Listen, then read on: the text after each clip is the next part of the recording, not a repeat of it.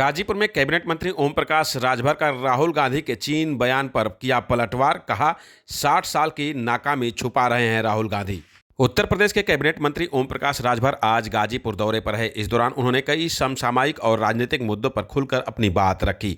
वहीं राहुल गांधी के चीन से जुड़े बयान, गंगा घाटों पर गैर हिंदुओं के प्रवेश को लेकर उठे विवाद और ईडी की कार्रवाई से जुड़े मामलों पर मंत्री ओम प्रकाश राजभर ने विपक्ष को घेरा। इसके साथ ही वे कासमाबाद क्षेत्र में हत्या के शिकार हुए दीपक राजभर के परिजनों से भी मुलाकात की। इस दौरान कैबिनेट मंत्री ओम प्रकाश राजभर ने राहुल गांधी के उस बयान पर पलटवार किया जिसमें उन्होंने चीन को भारत से सबसे आगे बताया था। राजभर ने कहा कि राहुल गांधी दरअसल अपनी और अपनी पार्टी की नाकामी स्वीकार कर रहे हैं। उन्होंने तंज कसते हुए कहा कि 60 वर्षों तक कांग्रेस की सरकार रही है और इसी दौरान देश को पीछे धकेला गया है।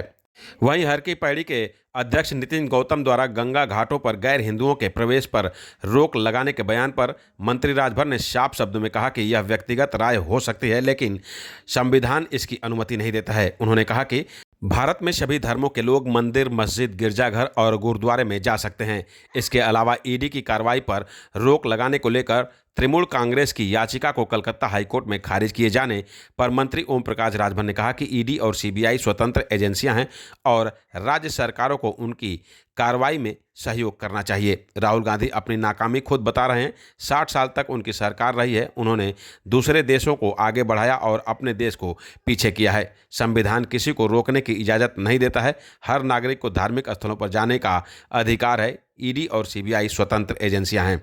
इससे पहले मंत्री ओम प्रकाश राजभर गाजीपुर के कासमाबाद क्षेत्र के बेलसड़ी गांव पहुंचे, जहां हाल ही में गोली मारकर हत्या किए गए दीपक राजभर के परिजनों से मुलाकात कर शोक संवेदना व्यक्त की।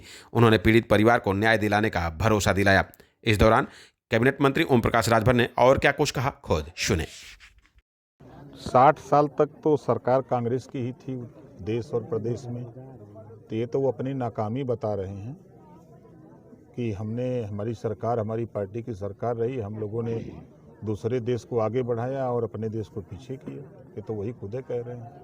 सर, हरिद्वार में जो है हर की पैड़ी के जो अध्यक्ष हैं नितिन गौतम, उन्होंने ये कहा कि गंगा के प्रति सनातनियों की आस्था और विश्वास को देखते हुए सभी घाटों पर गैर हिंदुओं के प्रवेश को जो है रोक लगा देनी चाहिए।